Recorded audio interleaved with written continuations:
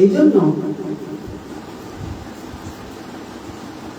মহারাজ বলছেন, এই জন্য আমি মিথ্যা অভিনিবেশ নয়, এই সংসার থেকে, এই অন্ধকূপের মধ্যে, এই অন্ধকূপের থেকে নিষ্ক্রান্ত হয়ে আমি বনে গিয়ে সে হরির আশ্রয় করাকেই আমি শ্রেষ্ঠ বলে মনে করি। এই ছিল তার উত্তর, যে তোমার কাছে সবচেয়ে কি ভালো লাগে। আর তার উত্তর প্রদান করলেন তিনি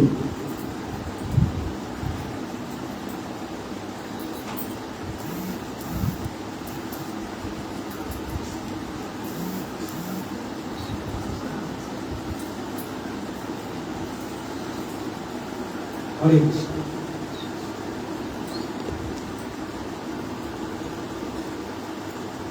প্রহ্লাদ মহারাজ বললেন, এই অন্ধকূপ ছেড়ে হরির আশ্রয় করাই আমি শ্রেষ্ঠ বলে মনে করি। সুতরাং বুঝুন, হিরণ্যকশিপুর সেই সময় কি বিচার উপস্থিত, তিনি বলছেন সে কি এই বাচ্চাটার বলে কি, দুধের শিশু কোথা থেকে সব কথা শিখেছে যে মিথ্যা অভিনিবেশ। আমি আমার এই মিথ্যা অভিনিবেশের সকলে আক্রান্ত, এই সংসারটি অন্ধকূপ, আর এই অন্ধকূপ থেকে বেরিয়ে এসে বনে গিয়ে হরি আশ্রয় করাই সর্বশ্রেষ্ঠ, এটা আমি আমার সবচেয়ে সবার সর্বপ্রিয় কার্য বলে মনে করি। বলে কি, কোথা থেকে শিখেছে এসব কথা? তিনি চিন্তা করছেন, নিশ্চয়ই এখানে কেউ এর কানে এসব কথা কেউ ঢুকিয়ে দিয়ে গেছে। বাচ্চা ছেলে কথা কোথা থেকে শুনে, বাস্তব কথা কানে তো দিয়েছে। কিন্তু এই সময় না, গর্ভকালে যখন তুমি ছিলে তপস্যা, তখন এখন তিনি চিন্তা করছেন যে কি কথা তাকে শোনা, কি এসব কোথা থেকে কার সঙ্গ করলো, কোন সঙ্গ করে তার এই দুর্বুদ্ধি এসে জাগলো। তখন তিনি পুত্রকে স্নেহ বশতের কোল থেকে নামালেন, নামিয়ে তিনি সন্ধ্যা মর্গের কাছে আবার দিলেন, দিয়ে বলছেন যে দেখো, সাবধানে দেখো, এর দেখভাল করবে, সাবধানে এর দেখভাল করবে।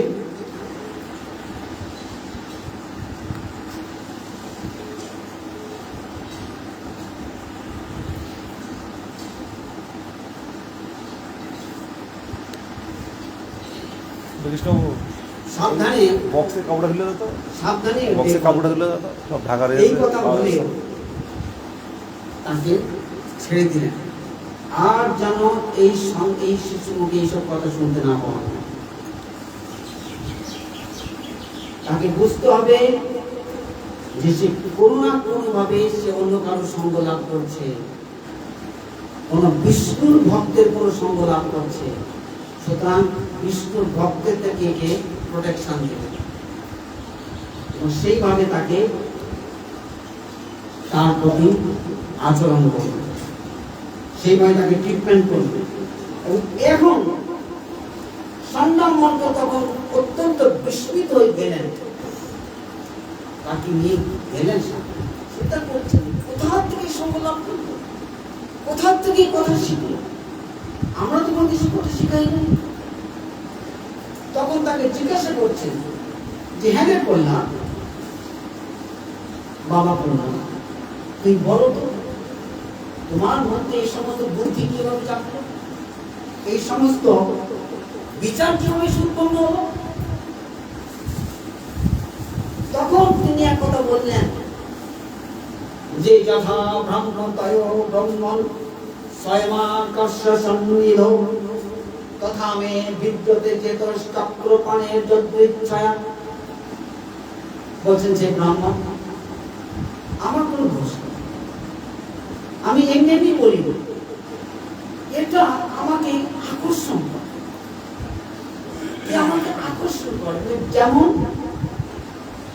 যথা ব্রহ্মতয় ব্রহ্মম, হে ব্রহ্ম, যেমন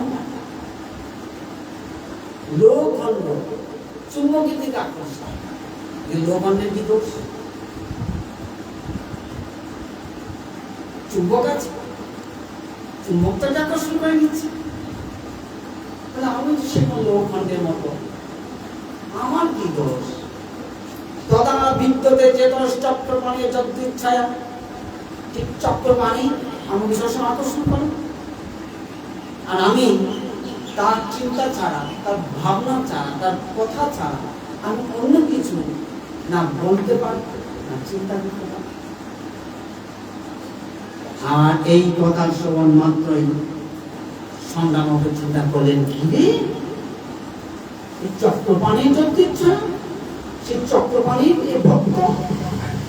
তখন চিন্তা করছেন যে একে এমনি ভাবে হবে না, প্রহারেণ ধনঞ্জয়, এর একমাত্র ওষুধ হচ্ছে প্রহার, বেত্রাঘাত, একে পিটাতে হবে, একে ভালো মতো ট্রিটমেন্ট করতে হবে, ভূত ভাগাতে হবে, পিটিয়ে ভূত ভাগাবে।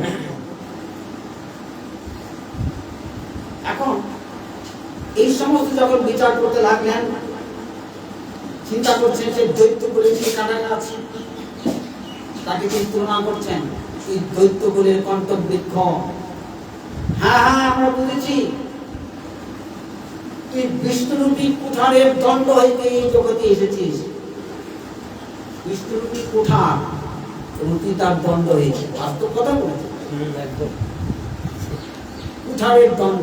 কুঠার তো কাটবে, এমনি তো কাটবে না, দণ্ডে মারবে না কুঠার, উইদাউট হ্যান্ডেল তো কুঠার কাজ করতে পারে না, আর তুই সেই কুঠারে হয়েছিস হ্যান্ডেল। হ্যাঁ, আমরা তো তোকে আমার ঠিক ঠিক তোকে ট্রিটমেন্ট করবো।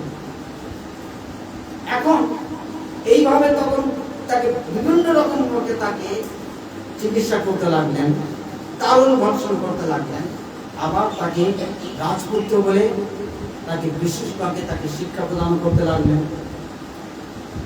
এবং অত্যন্ত কড়া পাহারা করতে লাগলেন, যাতে যেন কোনো বিষ্ণু ভক্ত ছলক্রমে যেন তার নিকটে না আসতে পারে। সবসময় সিসিটিভি লাগানো এবং সবসময়, এবং you are under CCTV scanning, হ্যাঁ, এসব কথা চারিদিকে লাগানো ছিল। এখন প্রহ্লাদ এমনি স্বভাবে তো বিনীত স্বভাব, তার স্বভাবের মধ্যে কোনো অধ্যক্ষ ছিল। তিনি জানেন তাঁর শিক্ষক, সমস্ত শিক্ষার একটা মূল্য আছে, এটাও শিক্ষার যা। এখন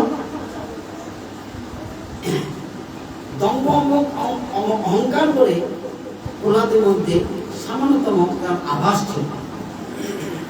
তিনি শিক্ষকের দেওয়া পাঠ তার ভালো না লাগলেও তিনি তা পড়তেন, কিন্তু তার হৃদয়ে তিনি সেই সব পাঠের তিনি স্থান দিতেন। তার হৃদয়ে যে পাঠ আছে, সেই পাঠ সেখানেই আছে, তিনি সেখানে অন্য কোনো আর শিক্ষাকে তিনি স্থান দেন। এখন এইভাবে যখন বেশ কিছুদিন পার হলো, তখন সন্ধ্যামন্ত্রে দেখলেন যে না, একে আমরা অনেক ভালো ভালো শিক্ষা দিয়েছি এবং যা যা প্রশ্ন করতাম, যা যা প্রশ্ন করেছি ঠিক ঠিক ঠিক সেই উত্তর সে দিয়েছে, তার মানে অ্যাকসেপ্ট করেছে, উত্তর দিতে পারছে, যা যা বলছি ঠিক সেই প্রশ্নের উত্তর যথাযথ দিয়েছে, বুদ্ধিমত্তা সহকারে দিয়েছে। সুতরাং ভালোই আমরা তৈরি করেছি। এখন কি রকম তৈরি করেছি এর দেখাতে এবার সন্ধ্যামন্ত্র প্রহ্লাদ মহারাজকে নিয়ে এবার হিরণ্যকশিপুর কাছে ডিসপ্লে করাতে আসে, দেখাতে আসে, প্রদর্শন করাতে আসে। এখন জননীর কাছে তাকে ভালো মতো সাজগুজ করিয়ে তার মার কাছে সাজগোজ করিয়ে প্রহ্লাদ মহারাজ যখন হিরণ্যকশিপুর কাছে উপস্থিত হলেন, প্রহ্লাদ পিতাকে দেখা মাত্র সাষ্টাঙ্গে তিনি প্রণাম করলেন। আর হিরণ্যকশিপু তার পিতা তার পুত্রের মধ্যে এইসব ভাব দেখে তার হৃদয়টা বিগলিত হয়ে গেল। তার চক্ষু দিয়ে দর দর করে নেত্র চক্ষু দিয়ে দর দর অশ্রু হতে লাগলো। তখন প্রহ্লাদকে তিনি খুব আদর করে কোলে তুলে নিলেন। তিনি প্রহ্লাদকে বলেন, প্রহ্লাদ বাবা মা, তোমার গুরুর কাছ থেকে তুমি কি শিখেছ? যা যা শিখেছ তার মধ্যে যে শ্রেষ্ঠ সেটা তুমি আমাকে বলো। প্রশ্ন কি করলেন এটা জিজ্ঞাসা বিচার বলছেন যে প্রহ্লাদ, তোমার গুরুর কাছ থেকে যা তুমি শিখেছ তার মধ্যে যেটা শ্রেষ্ঠ সেই জিনিসটি তুমি আমাকে বলো। এখন প্রশ্ন করলেন যে গুরু, শিক্ষকের কাছ থেকে বলেন না। যদি মনে বলে যেন গুরু আর শিক্ষক একই বস্তু, তাই না? গুরু আর শিক্ষক একই। গুরু আর শিক্ষক এক জিনিস না। গুরু মানে যার ভারিত্ব আছে, শিক্ষক মানে শিক্ষা প্রদান করে কোনো ভারিত্ব নেই। শিক্ষকের মধ্যে ভারিত্ব, ভারিত্ব কিভাবে আসে? ভারিত্ব আসে ভার বস্তুর গ্রহণ করে। ভারী বস্তুর যিনি ভিতরে স্থান প্রদান করেন তিনি ভারী। যে যার মধ্যে ভারী জিনিস নাই সে আর কি ভারী না। এই জন্য যখন শিব ঠাকুরকে জিজ্ঞাসা করছেন, শিব ঠাকুর তার উত্তর বলছেন, আমি মহান কি হয়েছি, কিভাবে হয়েছি জানো? কিভাবে মহান হয়েছে? আমি মহৎ বস্তুকে হৃদয়ে ধারণ করেছি তাই আমি মহান হয়েছি। মহৎ বস্তুকে আমি হৃদয়ে ধারণ করেছি তাই আমি মহান হয়েছি। গুরু কিভাবে হন? আমি গুরু বস্তুকে হৃদয়ে ধারণ করেছি, সর্বগুরু বস্তুকে আমি হৃদয়ে ধারণ করেছি তাই আমি গুরু হয়েছি। সুতরাং সর্বগুরু বস্তুকে যিনি হৃদয়ে ধারণ করেন তিনি গুরু। সুতরাং শিক্ষক কিন্তু তা নয়, গুরু সেই গুরু বস্তুর সাথে সম্বন্ধও নাই। তিনি শিক্ষকের মর্যাদা পদমর্যাদা লাভ করতে পারেন কিন্তু গুরু পৌঁছান। এখন জিজ্ঞাসা করলেন, তুমি তোমার গুরুর কাছ থেকে তুমি কি শিক্ষা লাভ করেছ? আর প্রহ্লাদ তো তিনি গুরু এবং শিক্ষকের পার্থক্য জানেন। যদি প্রহ্লাদের কাছে জিজ্ঞাসা করা হতো এই শিক্ষকের কাছে তুমি কি শিক্ষা লাভ করেছ, তখন তার উত্তর আরেকটা হতো। এখন প্রশ্ন করেছেন তুমি গুরুর কাছ থেকে কি শিক্ষা লাভ করেছ, তখন তার উত্তর তো আরেকটা হবে। এখন সেই উত্তরটি এখন সে গুরু কথা বলতেই তিনি জানেন গুরু তো একমাত্র মানুষ, হ্যাঁ গুরু তো একমাত্র নাথ মানব ঋষি। তখন তিনি বলছেন, হ্যাঁ আমি তৎক্ষণাৎ তিনি সেই গুরুর কাছ থেকে যে শিক্ষা, গুরুর কাছ থেকে শিক্ষা এই শব্দের শোনা মাত্রই তিনি তার ভিতরে উদ্দীপন জানলেন। নারদ ঋষির কথা তার ভিতরে উদ্দীপন জাগলো। তখন তিনি মুখরে উঠলেন, বলে উঠলেন, শ্রবণং কীর্তনং বিষ্ণু স্মরণং পাদসেবনং অর্চনং মঙ্গলং দাস্যং সখ্যমাত্মনিবেদনম ইতি পুংসার্পিত বিষ্ণু ভক্তিশ্চন্নবলক্ষণা ক্রিয়তে ভগবদ্গদ্গা তং মন্যে অধিকম উত্তমম। উত্তম শিক্ষার কথা আপনি শুনতে চেয়েছেন না? তাহলে শুনুন, এই কর্ণের দ্বারা শ্রী হরির কথা শুনুন। জিহ্বা দ্বারা তার কথা কীর্তন, তবে জিহ্বা সফল। চিত্ত দ্বারা তাকে স্মরণ, তাতেই চিত্ত কৃতার্থ। এবং শ্রী হরির পদ সেবন, তার অর্চন, তার বন্দন, শ্রী হরি সকলের প্রভু, এই জন্যে তার দাসত্ব, তিনি সকলের নিত্য সাথী, এই জন্য তার সাথে সখ্যতা, এবং তিনি আত্মার আত্মা, তাই তার নিকট আত্মনিবেদন। এই হলো ভক্তি 9টি লক্ষণ। এই ভক্তির 9টি লক্ষণ ভগবান শ্রী হরিতে সমর্পিত হয়ে এই 9 প্রকার ভক্তি যথার্থ অনুষ্ঠান করাই আমার মতে শ্রেষ্ঠ শিক্ষা। কি বললেন? যে এই 9 প্রকার ভক্তি যথার্থ অনুষ্ঠান করা আমার মতে শ্রেষ্ঠ শিক্ষা। এইটি আমি শ্রী গুরুর সাথে আমি এই লাভ করেছি। এই আমি গুরু পাদ পর্বত থেকে আমি শিক্ষা লাভ করেছি। এই কথা শ্রবণ মাত্রই হিরণ্যকশিপুর ক্রোধাগ্নিতে যেন ঘৃতাহুতি পড়ল। তখন তিনি দাঁত কর্মর করতে করতে বা ষণ্ডামর্কের দিকে তাকালেন। আচ্ছা, তাহলে তোরাই হচ্ছে যে বিষ্ণুর ছদ্মবেশী শত্রু।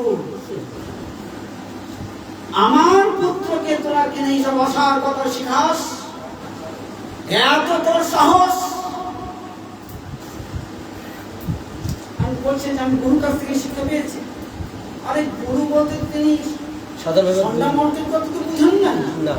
গুরু বলতে তিনি আমার নারদ ঋষি, আমার গুরু নারদ, দেবর্ষি নারদ।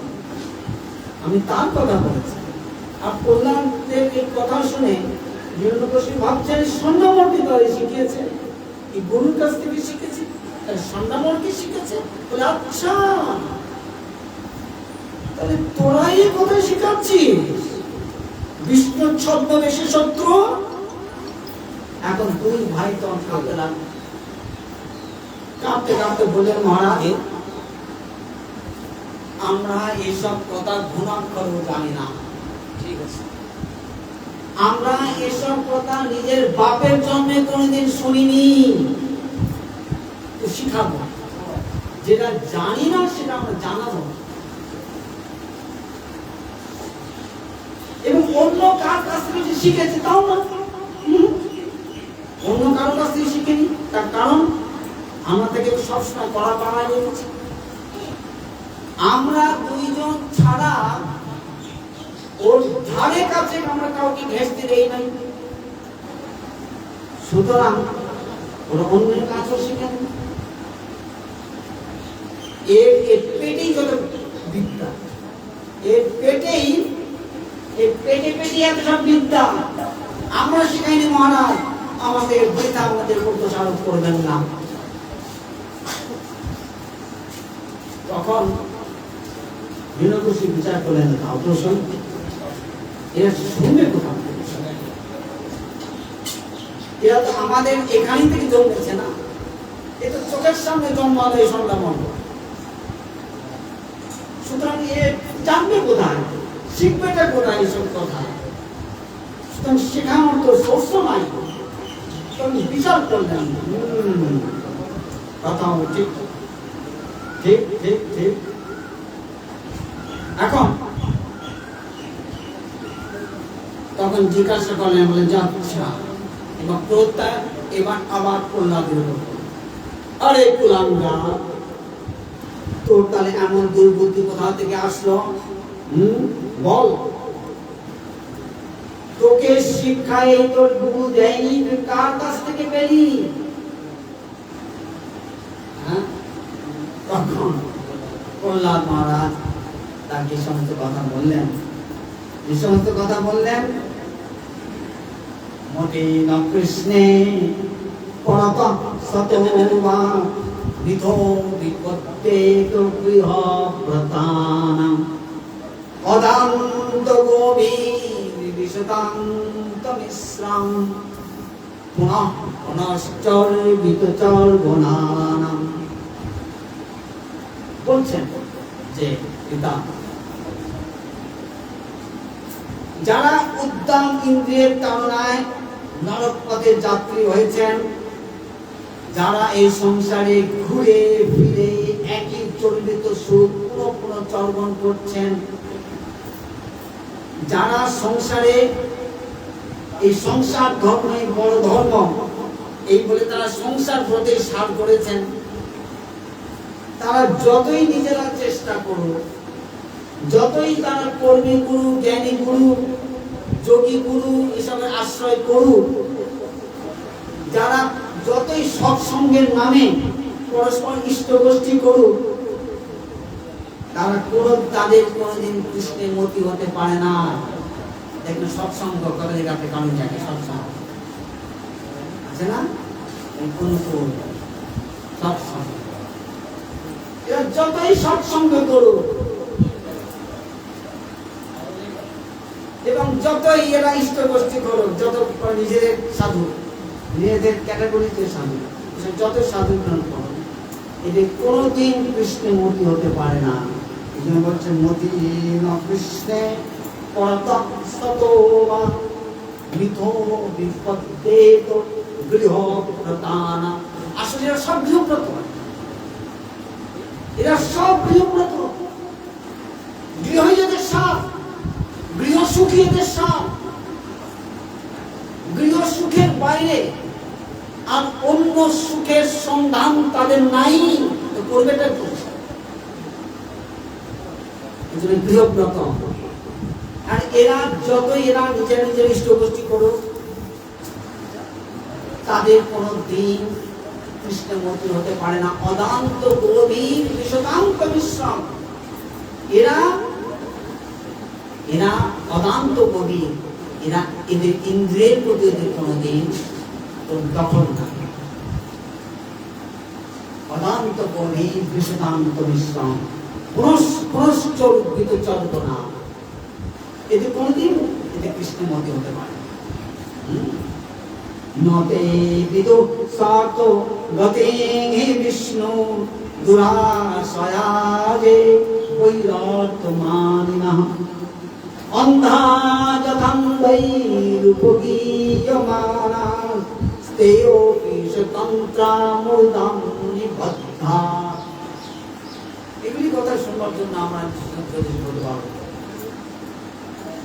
কিভাবে ভগবানের মতি হয়, সেই কথা তিনি বলছেন যে বিষ্ণু যে জীবের পরম পুরুষার্থ, পরম প্রয়োজন, যারা এটা জানেন না আর জেনে রেখেছেন জাগতিক অর্থ কি, যারা বহু মানন করেন, তারা যতই বেদ পাঠ করুন, যত বেদান্তি হন, তারা অপরকে ভগবত পথে পরিচালিত করতে পারেন না।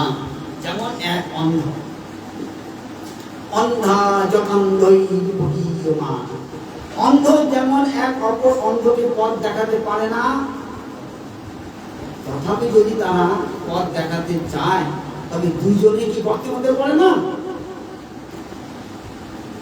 সুতরাং এখানে এই সংসারে এই সব ব্যক্তিদের কাছ থেকে কোনদিন কৃষ্ণের মতি হতে পারে না। তবে কার কিভাবে মতি হতে পারে? নৈশাং মতিস্তাবো দুরুগ্রমান্ধিং স্পৃশত্তমর্থাপগম জনার্থা মহীয়াসং পাদো রজোভিষেকং নিষ্কিঞ্চনানাং নাবিনীতয়াম।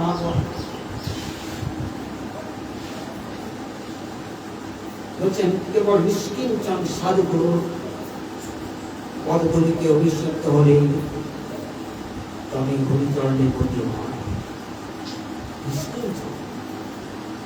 নিষ্কিঞ্চন সাধুগুরুর পদগুলিতে যদি অভিষিক্ত হওয়ার সৌভাগ্য লাভ হয়, তবে একজনের মতি হরিচরণে যুক্ত হয়। আর সেই মতি লাভ হলেই জীবের সমস্ত পুরুষার্থ লাভ হয়, জীবের তাদের সমস্ত দুঃখ হবে। প্রশ্নের উত্তর দিতে কোথায় কিভাবে তোর এই মতি লাভ হলো? এই ছিল হিরণ্যকশিপুর প্রশ্ন। আর কোথায় এই কিভাবে তার মুক্তি লাভ হলো, এই যে সন্ন্যামকের সঙ্গে যে সম্ভব নয়, এটা একমাত্র নিষ্কিঞ্চন সাধু গুরুর পদচরণে, তার চরণ ধরিতে অভিষিক্ত হলে এটা হয়। এই কথা যখন তুলে ধরলেন, এই উত্তরটাতে এই হয়তো উত্তর প্রদান করলেন, তখন হিরণ্যকশিপু বুঝলেন এর আর চিকিৎসা সম্ভব না, এর বিয়ন্ড ট্রিটমেন্ট, এর কোনোদিন আর একে ফেরানো যাবে না। তখন তিনি বলছেন রক্তচক্ষু হিরণ্যকশিপু বললেন, ওরে রাক্ষসেরা, কে কোথায় আছিস? এই দুরাত্মাকে আমার চক্ষুর সামনে থেকে নিয়ে যা, একে বধ করাই হতো, এই প্রাণ সংহার কর। নিজের পিতা আত্মীয় স্বজন ছেড়ে সে কিনা সে বিষ্ণুর ভক্তি করে, যে বিষ্ণু তার পিতৃপক্ষে, তার পিতার ভ্রাতাকে, তার পিতার ভ্রাতাকে যে হত্যা করেছে, তার কাকুকে হত্যা করেছে, কাকুকে চাকু মেরেছে, আর সেই পিতাকে কিনা সেই হত্যারাকে তার কিনা ভক্তি করে।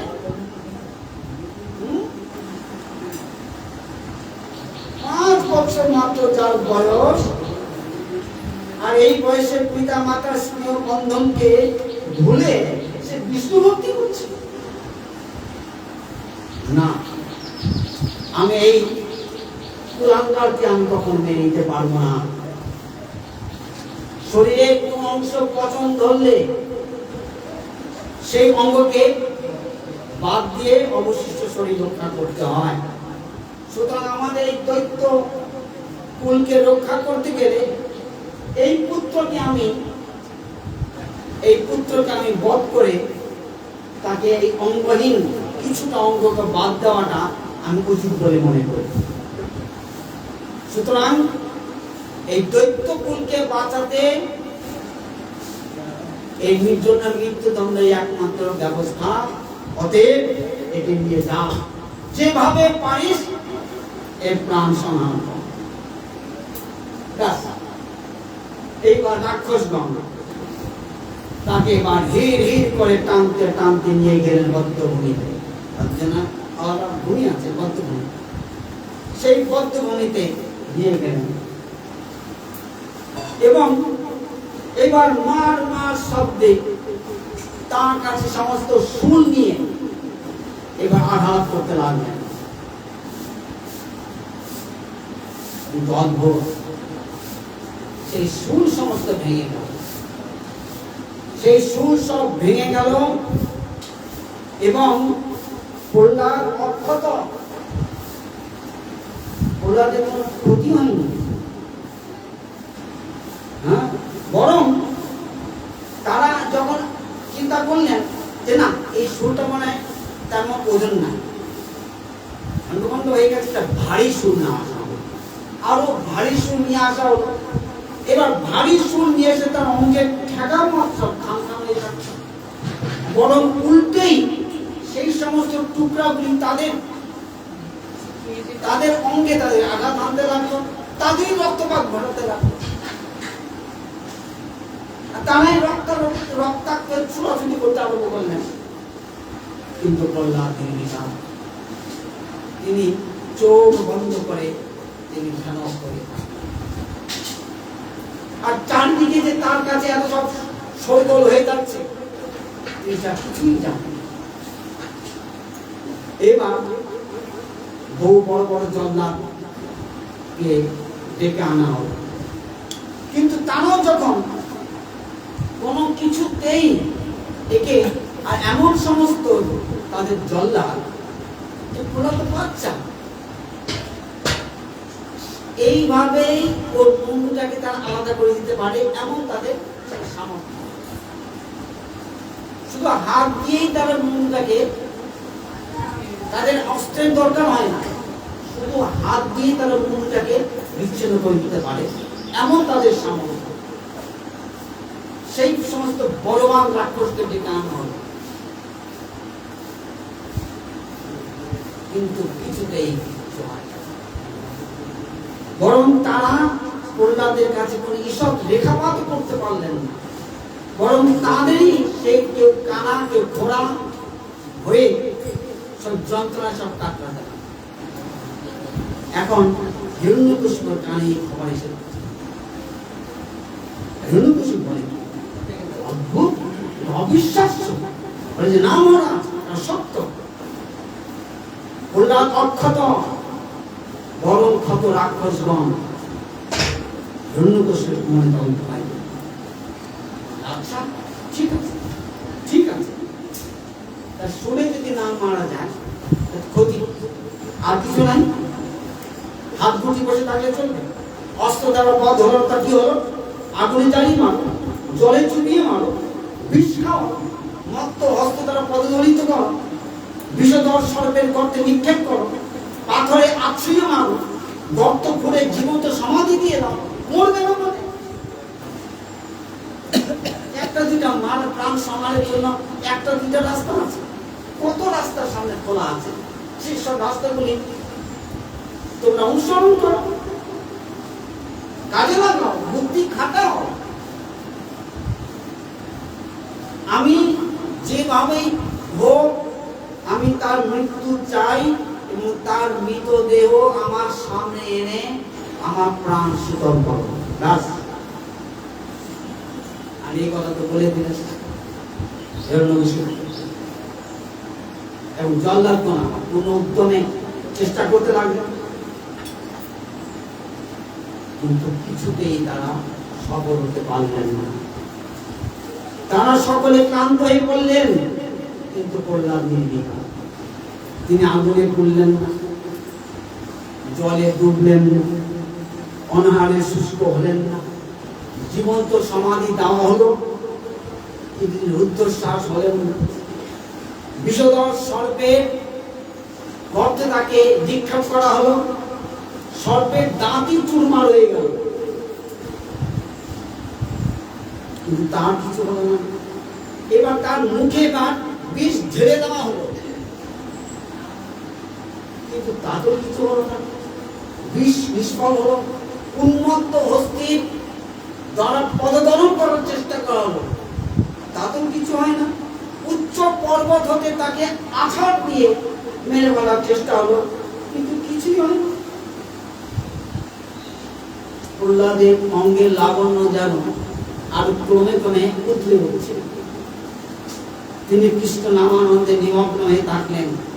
দৈত্যগ্রহণ ক্লান্ত শরীরে বিস্ফারিত নেত্রে অবাক হয়ে তাকে কেউ দেখতে লাগলেন। এই ব্যাপারটা আজ পর্যন্ত আমরা কোনোদিন দেখি নাই। একটা বাচ্চা শিশু, তাকে আমরা কিছুই করতে পারছি না। এই হলো রাকে হরি, রাকে হরি মারে কে। আবার অপরদিকে মারে হরি রাখে কে। গোবিন্দ যাকে সর্বক্ষণ আলিঙ্গন করে রেখেছেন, আগিয়ে রেখেছেন, গোবিন্দ পরিরম্ভিত, তাকে কে বিনাশ করবে? প্রহ্লাদ কিন্তু মৃত্যু ভয় হরি হরি বলেননি। হরি তার স্মৃতি পথে সর্বক্ষণ নৃত্য করেন।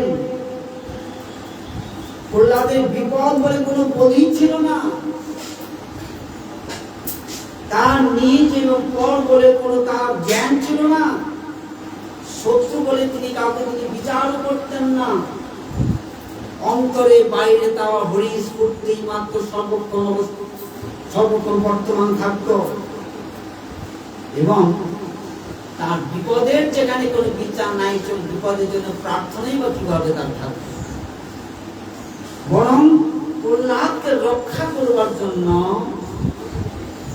প্রহ্লাদ তো নিজেকে রক্ষা করবার জন্য তার সামান্য চিন্তা হতো না, বরং হরি তাকে সর্বদা রক্ষা করবার জন্য উদ্গ্রীব হয়ে থাকতেন।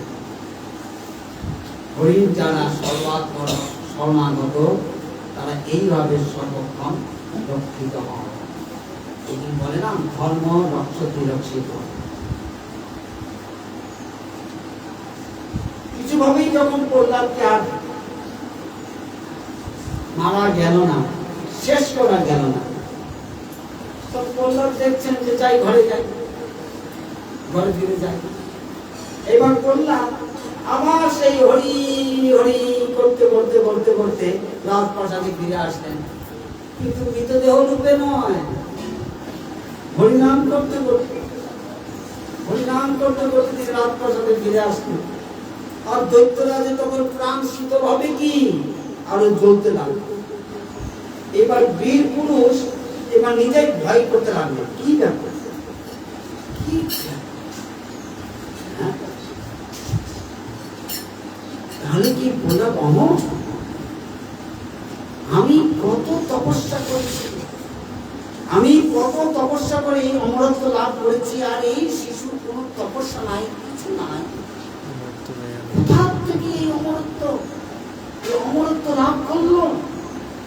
কোন সাধন নাই, এই সামর্থ্য লাভ করেছে। ওই দেখো আবার সে কিনা হরিবল হরিবল বলছে, আমার কান ফেটে যায়, তার কান ফেটে যাচ্ছে হরিবল। আশ্চর্য, সমগ্র ত্রিভুবন মুষ্টিবদ্ধে আবদ্ধ করেও তিনি কিনা এক মুক্তি শিশু আর তার নিজেরই ঔরসজাত সন্তান, তার মুখকে তিনি কোনোভাবে বন্ধ করতে পারছেন না। সেই চিরশত্রুর নাম তার অনন্তকাল ধরে তাকে শুনে যেতে হবে।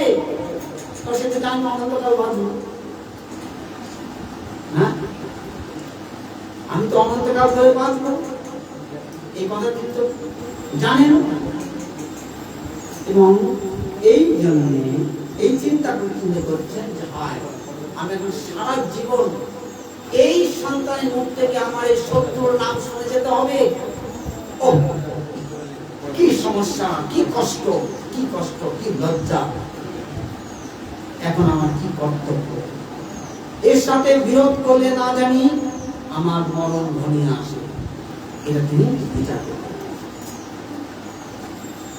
এইবার যে হিরণ্যকশিপু, তার জন্য কথা যে হরির সাথে শত্রুতা করে, হরির সাথে শত্রুতা করে পাল্লা দিয়ে কোনদিন পারা যাবে না? হরির নাম শুনলে যার কানের পর্দা ফেটে যাওয়ার উপক্রম হয়, মাথায় জ্বালা ধরে, যিনি হরিনাম যাতে কেউ না করতে পারে এই জন্য সমস্ত মন্দির তিনি ভেঙে দিয়েছেন যাতে হরিনাম না করতে পারে। ব্রাহ্মণের পূজা অর্চনা তিনি বন্ধ করে দিয়েছেন, ব্রাহ্মণের পূজা অর্চনা বন্ধ করেছেন, ঋষিমুনিগণের তপস্যা মানা করেছেন, হরির আরাধনা যাগ যজ্ঞ সব নিষেধ করেছেন, আর করলে মৃত্যু পরোয়ানা জারি করেছেন। আর হরি তারই ঘরে তারই অগ্রজাত পুত্র রূপে তার নিজের পার্শ্বত্বে পাঠিয়ে দিয়েছে। না এবার তাকে চূর্ণ করে দেখি, অনেক তো মন্দির চূর্ণ করেছে, একে চূর্ণ করে, এখন একে জ্বালিয়ে পড়াও দেখি। তুমি তো কত বাহাদুর, তুমি একে দিকে চূর্ণ করো, একে তুমি জ্বালিয়ে পুড়িয়ে দাও দেখি, বরং তুমি নিজেই জ্বলতে পড়তে থাকবে। হরির সাথে বিরোধ, এখন দেখো তুমি আরো কত কিছু তোমাকে দেখতে হবে। হিরণ্যকশিপু দুশ্চিন্তায় থাকো।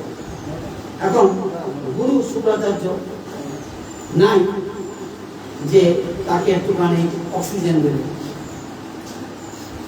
এই জন্য ঠান্ডামরকেই এই কাজ করতে এগিয়ে আসে। বলেন মহারাজ আপনি অযথা ভয় পাচ্ছেন, এটা একটা ভয়। গুরুদেব তো এখন আসেন, গুরুদেব যখন আসবেন আর আমার গুরুর শিক্ষা যখন তার পেটে পড়বে তখন এইসব বুদ্ধি বিদ্যা সব দূর। আর সেটা কোন বাচ্চা, বয়স হয়ে গেলে না সব ঠিক হয়ে যায়, সব সাইজ হয়ে যায়, চিন্তা করবেন না। এখন এইভাবে তাকে সান্ত্বনা দিচ্ছেন, বলছেন যে আপনি চিন্তা করবেন না, আমার গুরুদেব আসলে তার দুর্বুদ্ধি সব দূর হয়ে যাবে, সুতরাং আপনার এখানে শুধু শুধু উদ্বিগ্ন হওয়ার কোনো কারণ নেই। এই লোক এসে দেখলেন সেটাও ঠিক, শুক্রাচার্য তো নাই, উনি আসলে একটা আলাদা অন্য কিছু হবে, এই চিন্তা করে ঠিক আছে ঠিক আছে তাই করো, তোমরা তাকে ব্যস্ত রাখো, সবসময় ব্যস্ত রাখো, সবসময় ব্যস্ত রাখো, এমন বিজি রাখবে, এত হোম টাস্ক দেবে, হ্যাঁ, যেন ঘরে গিয়ে কোনো কাজ যেন ফুরসত না থাকে, হরি স্মরণ করবার যেন কোনো যেন সে সময়, এত টাস্ক দিয়ে তাকে ভর্তি দেবে, ব্যস্ত রাখো। শুরু হয়ে গেল এবার আবার তাদের সেই শিক্ষা শুরু হয়ে গেল। এখন একদিন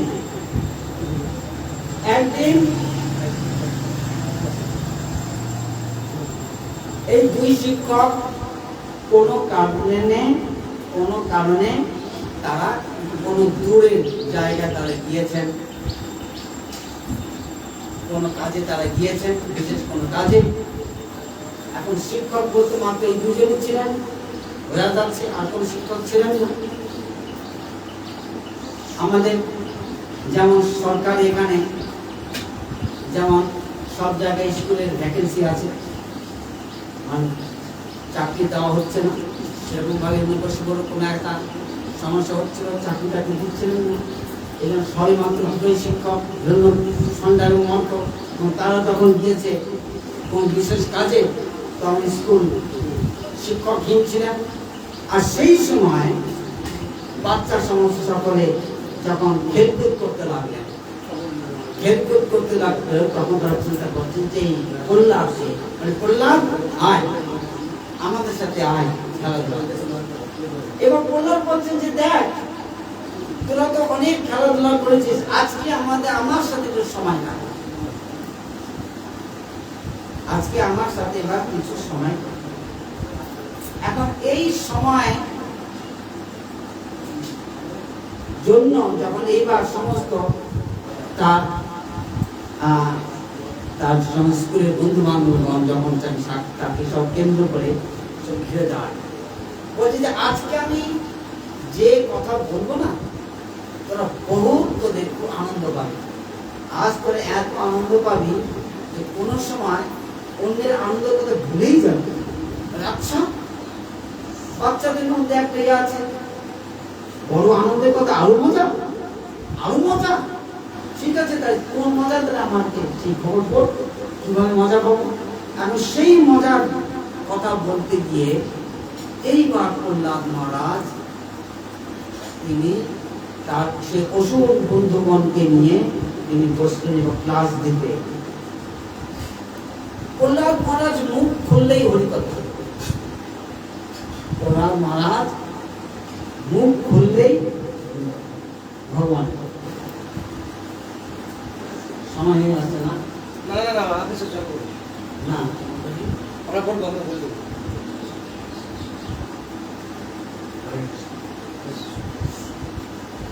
তখন বলছেন আজ আমরা একটা কথা আলোচনা করব এবং তাতে তোমরা এত আনন্দ পাবে যে খেলাধুলা তো যে আনন্দ পাও সেটা তার কাছে কিছু নেই। আমরা সকলে এখন তো ভালো মনে করছি, আমরা ভালো দেব না। এই সময় কিছু অসার বিদ্যা অর্জন করা আর বাকি সময় খেলা করে সময় কাটানো আমাদের একমাত্র কাজ। এই শৈশব কাল হতে ভাগবত ধর্ম পালন করতে হবে, তাহলে আমাদের জন্ম সম্ভব। কৌমারো আচারে ধর্মাং ভগবতান দুর্লভং মানুষং জন্ম তদপ্রধুবমর্থদম। শুরু করছে এই শিশুকাল থেকে আমাদের হরিভজন করতে হবে। যে কথা আমরা মনে করি যে বুড়ো বয়সে বৃদ্ধকালে সবাই আমাদের কাছে এই একটা স্ট্যান্ডার্ড হয়ে আছে, বৃদ্ধকালের সমস্ত অনেক রিটায়ারমেন্টের পরে না, তখন কোনো কাজ নাই, তখন আমাদের অনেক সময় শেষ সব হরিনাম পাঠ করা। কিন্তু পরে হরিনাম রিটায়ারমেন্ট হয় দেখেন তো, রিটায়ারমেন্ট হওয়ার পরে কজন হরিনাম করে। এবার সকালে দেখেন 3-4জন মিলে একসাথে বসে কি শুরু করেছেন, আচ্ছা তাস করতে আরম্ভ করেছেন। তা যেই জিনিসটি সেই সময়কার কার্য বলে তারা মনে করেন, সংস্কার যদি তৈরি না হয় তবে তারা কিভাবে শাস্ত্র করতে পারবেন, কিভাবে তারা শাস্ত্র করবে। এখন এই জন্য এসব কথা কখনো তা নয়। এই জন্য পুরাণ বলছেন কৌমান আচরিত প্রাজ্ঞ ধর্মান ভগবতানিহ। কেন বড় হয়ে করলেও তো হয়, বুদ্ধিমান ব্যক্তি জানে মৃত্যুর কোনো সময় নাই। যদি বড় তাতে কি পরজন্ম হবে, বলেন দুর্লভ মানুষম জন্ম। মনে করবে না যে পরজন্মে তুমি মানুষ জন্ম লাভ হবে, কোনো গ্যারান্টি নেই। আরে মানব জন্ম লাভ করে কি এত সহজ? আর কথায় আছে নরতনু ভজনের মুখ। পরমার্থ লাভ করে একমাত্র মানব জন্মে সম্ভব, পশু জন্মে তা কখনো সম্ভব নয়। সুতরাং এই শিশুকাল থেকে ধর্ম অভ্যাস না করতে পারলে ভাববে না বড় করে বড় অবসরে না ধর্মাচরণ করতে পারে। আর আমরা একটা কথা শুনি না, কাঁচায় না নোয়ালে বাস, শুনেছেন? জানেন এই বাক্যটা, কাঁচায় না নোয়ালে বাস, পাকলে করে টাস টাস। শুনেছেন? যদি কাঁচা অবস্থা থেকে নোয়ানো না যায়, তো যখন বাঁশটা যখন পেকে যাবে তখন মাতে যাবে, তখন টাস টাস করবে, চট চট চট চট করে কট হয়ে যাবে। কাঁচা যখন একদম কাঁচা তখন তাকে নোয়াতে হবে। নোয়ান মানে ভগবানের কাছে নোয়ান, ভগবানের চরণে মাথা নতমস্তক করা। তুমি কাঁচা অবস্থাতেই তাকে নতমস্তক করাতে থাকো। যে কাঁচাই না নোয়ালে বাঁশ, পাকলে করে টাস টাস, নোয়ানো যাবে না। তা এই যে ভাগবত ধর্মের কথা তুমি বলছো, সে ভাগবত ধর্মটা কি জিনিস? হরি কাঁচা, এই হচ্ছে হে হরি আমি আজ হতে তোমার। তার তুই ভাবছে হরি আবার কি, কোথা থেকে হরি আসলেন? আরে হরি তো আমাদের সবকিছু, তিনি আমাদের আত্মা, তিনি আমাদের প্রভু, তিনি আমাদের সখা। তার চরণ ভজন না করে যা কিছু করবে সেটা বৃথা আয়ুক্ষয় হয় মাত্র। তৎপ্রয়াস ন কর্তব্য যত আয়ু ব্যয় করম ন তথা বিন্দতে ক্ষেমং মুকুন্দ চরণামৃতম। ভগবান চরণ কমল ভজন না করলে তিনি যা করবে তাই ব্যর্থ আর ব্যর্থ। এসব কথা বুঝবার জন্য এই জন্য বলছেন যে স্বীকৃতি যদি না হয় তবে এসব কথায় মানুষের বিশ্বাস। আমরা যে বলি না মহাপ্রসাদে গোবিন্দে নাম ব্রহ্মণে বৈষ্ণবে স্বল্প পুণ্য পতাং রাজন বিশ্বাস যায়। ভগবানের কথায়, বৈষ্ণবের কথায় বিশ্বাস রাখবে না, স্বল্প পুণ্য কথা। পুণ্য মানে এখানে স্বীকৃতি, স্বল্প স্বীকৃতি সম্পূর্ণ ব্যক্তির এই রুচি হবে। পুণ্য বলতে কিন্তু স্বীকৃতি আর পুণ্যর মধ্যে ফারাক আছে। স্বীকৃতি কোনটা? স্বীকৃতি মানে যে কারো কেউ গরিব ব্যক্তিকে ধন দেওয়া, এটা স্বীকৃতি, এটা পুণ্য। নির্ধন ব্যক্তিকে ধন দেওয়া, ক্ষুধায় কাতর ব্যক্তিকে অন্ন দেওয়া, এটা পুণ্য। কিন্তু সুকৃতি কোনটা? সুকৃতি হচ্ছে যদি কোনো বৈষ্ণবকে কিছু দেওয়া যায়, তবে সেটা সুকৃতি। যদি কোনো বিষ্ণু বা বৈষ্ণবের জন্য যেন কোনো কোনো কোনো ক্রিয়া যখন অনুষ্ঠিত হয়ে যায়, সেটা যদি অজ্ঞাত স্বরেও যদি ঘটে, তবে সেটা সুকৃতি। সুতরাং সুকৃতি এবং পুণ্য এক জিনিস নয়। সুকৃতি পুণ্য অপেক্ষা আরো অনেক উচ্চ স্তরের বিষয়, মানে এটা মূলত ভগবানের সাথে এরা ঘটে। এই সব সুকৃতি যখন মানুষের যখন সঞ্চয় হয়, তখন তাদের এই সব কথায় তাকে বিশ্বাস যায়। এখন যদি চিন্তা করে যে বৃথায় ক্ষয় হয়, কেন বৃথায় কেন বৃথা বলছো? বলছি দেখো, এই সংসারের সুখ দুঃখ সমস্ত সকলের পূর্ব কর্মশালী নির্দিষ্ট হয়ে আছে, এবং সেই সব সুখ দুঃখ তুমি চেষ্টা করো কি না করো আমাদের কাছে আসবেই আসবে। সুতরাং সত্য কথা বলতে কি আমাদের তার জন্য প্রয়োজন হয় না, কিন্তু হরির চরণ কমল ভজন করলেই মাত্র সকলের প্রয়োজন সমস্ত সিদ্ধ হয়। এতে এত মঙ্গল লাভ হয় যে তার সামান্য ভাগ অন্য কিছু দ্বারা সিদ্ধ হয় না। এই জন্য যিনি বুদ্ধিমান তিনি সংসারের দুঃখে কখনো বিচলিত হন না, বরং যতদিন শরীরের সামর্থ্য আছে, আয়ুষ্কাল আছে, ততদিন যেন তিনি পরিবর্তন করতে থাকেন। আর আমাদের কত বছর আয়ু? 100 বছর। তার এই 100 বছরের মধ্যে আমরা কতটুকু বিচার করি বোঝো। খাও দাও ভর্তি করো, আর এইভাবে যদি আমরা মজা করি, এইভাবে কতটা সময় যায় এটা বিচার। আবার আমাদের কত সময় আমরা নিদ্রায় কাটাই, এটাও বিচার। এবং জন্মানোর পরে শৈশবকাল পর্যন্ত আমরা যদি খেলাধুলা করতে থাকি, কত সময় পর্যন্ত আমাদের খেলাধুলায় জীবন আমাদের যায়, এটা বিচার করে। কিশোর কাল থেকে আমাদের বিদ্যাপাঠ, এই বিদ্যাপাঠ করতে যায়, এবং তারপরে এইভাবে 20 বছর তো আমাদের জীবনের থেকে কখন বেরিয়ে যায় আমরা তা জানতেও পারি। এরপরে জীবনের শেষের দিকে কথা জলাগ্রস্ত যখন আমরা কাটাই, তখন কিছু করবার আমাদের সামর্থ্য থাকে, জলাগ্রস্ত হওয়া যায়, কিছু সেই সামর্থ্য থাকে না। এবং মাঝখানে যে যৌবন, আর এই যে যৌবন কাল, আর বলো এই যৌবন কাল তো আমরা গৃহাসক্ত হয়ে কাটাই। মাঝখানে যে যৌবন কাল, সেখানে আমরা গৃহাসক্ত হয়ে কাটাই, দুর্বার কাম এবং ভীষণ ময়ের ফাঁদে পড়ে আমাদের প্রকৃত কর্তব্য অনুসন্ধানের কি কখনো আর সুযোগ থাকে? সুযোগ থাকে।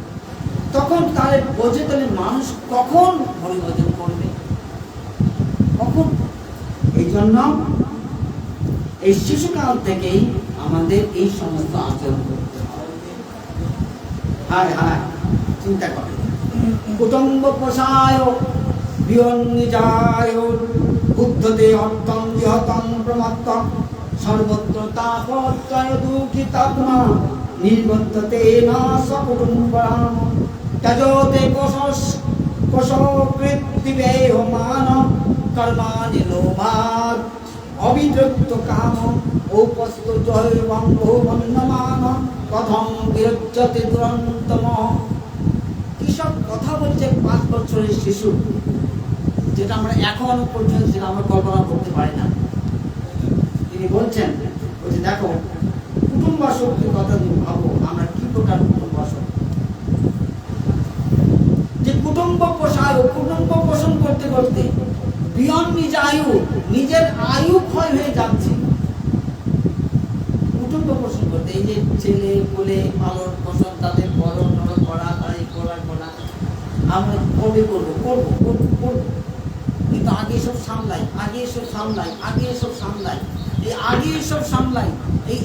সামলাই করতে কুটুম্ব পোষায় যায়, নিজের আয়ু ক্ষয় হয়ে যায়।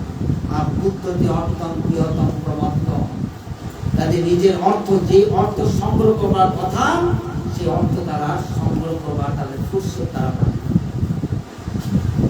সর্বত্র তাপ ও ত্রয় দুঃখিতাত্মা, যেখানেই যায় যেখানে হাত মারে সেখানে দুঃখ পায়, যেখানে হাত মারছে সেখানেই দুঃখ পাচ্ছে, কিন্তু তথাপি তাদের মধ্যে তো নির্বেদ আসে। যে ছেলেটা মানে এত কিছু করলাম, সেই ছেলেটাই আমাকে এখন যায় চাকরি, এত কিছু, কত প্রয়াস, কত কিছু। যখন ছেলেকে যখন বলে যে বাবা তোকে আমরা তো এতদিন দেখলাম, তুই আমাকে দেখবি না, তোমরা তো দেখেছো, তোমাদের কর্তব্য করেছো, কি করেছো,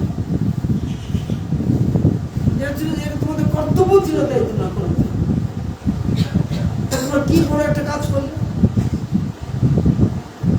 চিন্তা করো। এই সমস্ত কথা যখন তার সন্তানের মুখে শোনে, তখন চায় সেই পিতা মাতা আর এখন কি তার ভিতরে অবস্থা হবে। এবারে সর্বত্র তাপত্রয়ে দুঃখী তাত্মা নমিত তদের সকুটুম্ব রাম, হায় রে কুটুম্ব রাম, মানে আত্মারাম। আর এদের জন্য প্রহ্লাদ মহারাজ বলছেন কুটুম্ব রাম। আমাদের জন্য, এই সংসারী লোকদের জন্য প্রহ্লাদ মহারাজ বলছেন যে কুটুম্ব রাম, হায় রে কুটুম্ব রাম, তোমাদের কবে নির্বেদ আসবে? যে কুটুম্বের জন্য তোমরা নিজের সমস্ত জীবনকে উৎসর্গ করেছো, আর সেই কুটুম্বের কাছ থেকে তোমরা কি রিটার্ন পাচ্ছ? না নির্বেদতে সব কুটুম্ব রাম, তারপরে তোমাদের নির্বেদ জাগে না, তারপরে তোমাদের ভজনের জন্য তোমাদের রতিপতি হয় না। তোমরা গুটি পোকার কথা তো জানো, বলো গুটি পোকা কি করে? সে নিজের লালার দ্বারা নিজের ঘর তৈরি করতে করতে করতে সে ঘর থেকে নিজের বের হবার রাস্তাটিও রাখে না, এবং তাতে তার মৃত্যু ঘনিয়ে আসে। এদেরকে তুলনা করেছে কার সাথে? গুটি পোকার সাথে। এবং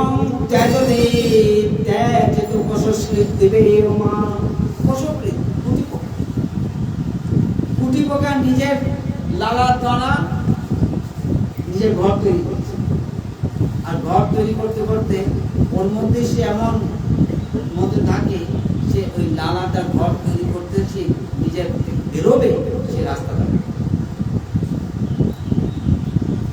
সে রাস্তাটাও রাখে না। তাহলে কিভাবে তার এখন সে ওই নিজে তৈরি করে পেলেই সে নিজে মৃত্যুবরণ করে।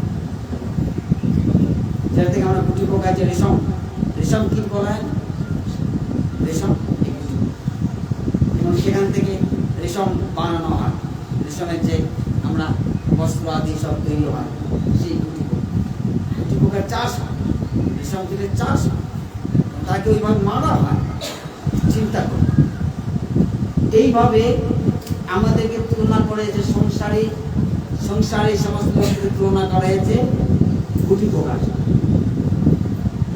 এখন এই সমস্ত কথাগুলি প্রহ্লাদ মহারাজ তার সাথে বলে যাচ্ছে, এসব কথা বলে যাচ্ছে। যে দেখো এভাবে ঘটনা কথা মনে পড়ে যে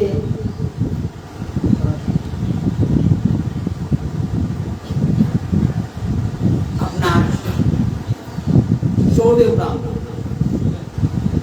এক চৌবে ব্রাহ্মণের কথা, তিনি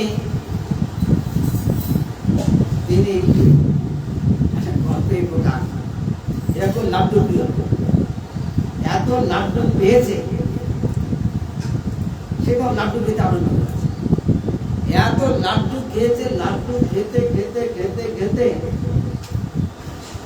সে এমন পেট ভরা ভরেছে যে অসুস্থ হয়ে ডাক্তারের কাছে নিয়ে যাওয়া হয়েছে। ডাক্তার বলছে যে এই ওষুধটা খাও, খেলে তোমার ভিতরে কাজ হবে। বলে যে ডাক্তারবাবু, ওই রকম ওষুধ খাওয়ার যদি জায়গা থাকতো তাহলে আমি ওই ওষুধের পরিমাণ একটা লাড্ডু নিয়ে নিই।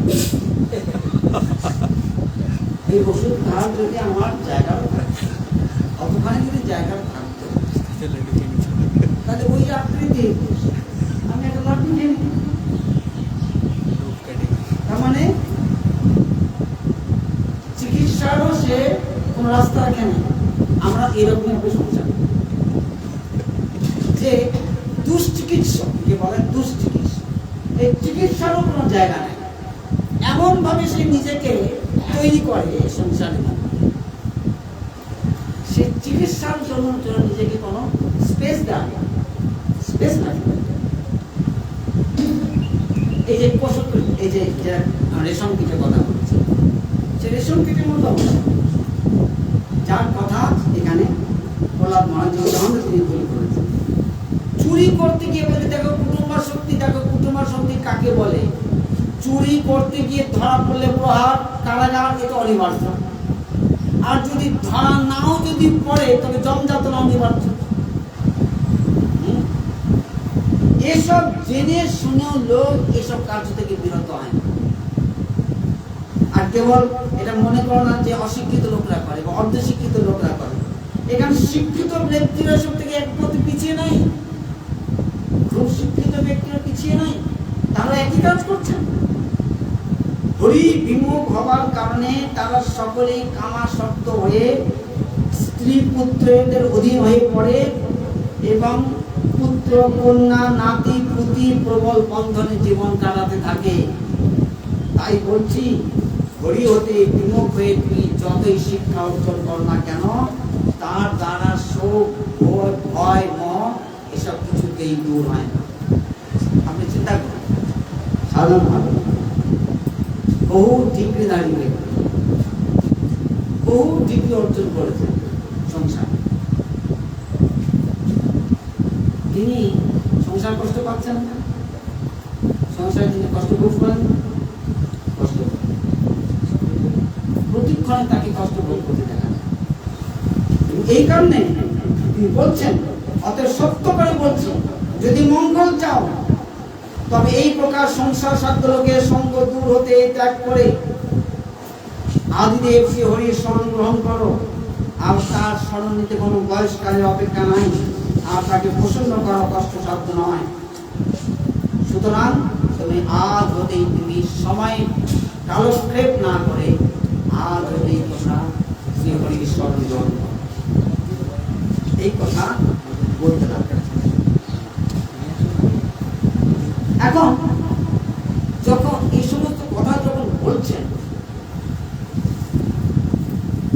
তো দৈত্য ভালো, এরা সবাই বলছে না, হাই শুনছে, বলে এসব কথা তো কোনোদিন শুনিনি। বললাম, হাই তুই যে সমস্ত কথা আমাদেরকে শোনাচ্ছিস, হরে কৃষ্ণ, আমার মনে একটুখানি কীর্তনে ব্রেক দিতে হবে, নতবা সকলের প্রকাশ আবার এদিক ওদিক হয়ে যাচ্ছে। এদিক ওদিক ভাষায় বলল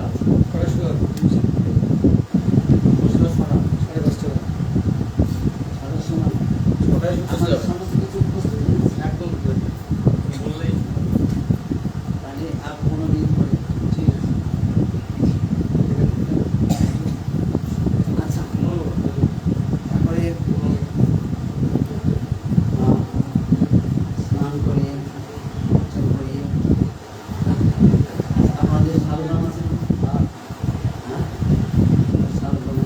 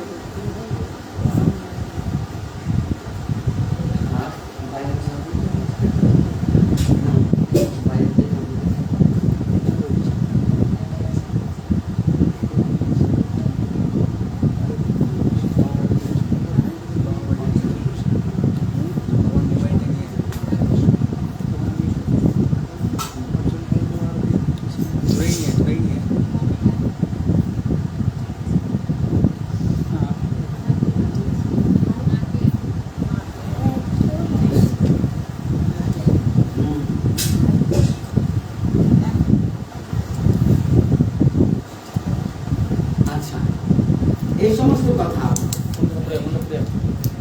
প্রহ্লাদ মহারাজকে এখন জিজ্ঞাসা করছে। আমরা একটুখানি কষ্ট করবো, আর বেশিক্ষণ কষ্ট, আপনাদের কষ্টের সময় ফুরিয়ে এসেছে, আর বেশিক্ষণ কষ্ট আপনাদের করতে হবে। কারণ সত্যিকারের অর্থে আমি আপনাদের কষ্টটা বুঝি, খুব বুঝি। কারণ শ্রবণটা সত্যি কষ্টসাধ্য, আর আপনার কষ্ট আমি বুঝবো না, আমি নিজে বুঝি শ্রবণ করাটা অত্যন্ত কষ্টের। সেই কষ্টের সময়টা আপনাদের ফুরিয়ে আসবে না, আপনার বেশি করে আপনাদের শ্রবণ করতে হবে। এবার কিছু দর্শন করবেন, যা হোক এবার জলদি কিছু একটা আমরা নৃসিংহদেবের প্রকটের একটা সূচনা আসছে, সেই সূচনার কাছে আমরা এসে পৌঁছাই। আচ্ছা,